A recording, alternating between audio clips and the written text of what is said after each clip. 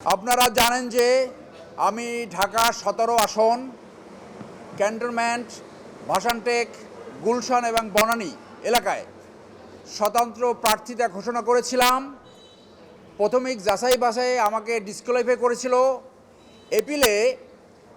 নির্বাচন আপিলে আমার প্রার্থিতা ফেরত এসেছে।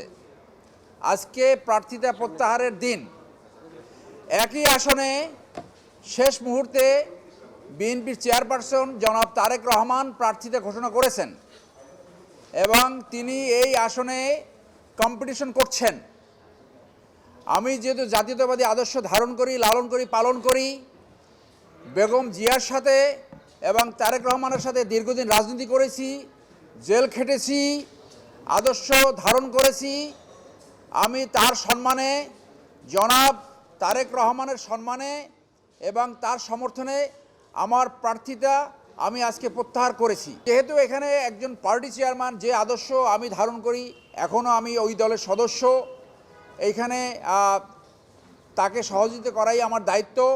আমি আশা রাখব তিনি বাংলাদেশে ন্যায্যতাভিত্তিক সমাজ গঠনে, সুশাসন এবং ন্যায় বিচার প্রতিষ্ঠার লক্ষ্যে দুর্নীতিমুক্ত এবং চাঁদাবাজ মুক্ত সমাজ গঠনে যথাযথ লিডারশিপ কোয়ালিটি প্রদর্শন করবেন এবং নতুন বাংলাদেশ গঠনে আমরা তার পাশে থাকতে চাই, যেন বাংলাদেশের এই 5ই আগস্টের যে স্পিরিট, সেই স্পিরিট সমুন্নত থাকে এবং সমগ্র বাংলাদেশ একটি দুর্নীতিমুক্ত, ঘুষমুক্ত রাষ্ট্র প্রতিষ্ঠা হয়, সুশাসন ন্যায় বিচার প্রতিষ্ঠা থাকে এবং স্ট্রং ফরেন পলিসি ফলো করে। সেই ব্যাপারে তিনি দায়িত্ব পালন করবে বলে আমি আশাবাদ ব্যক্ত করি।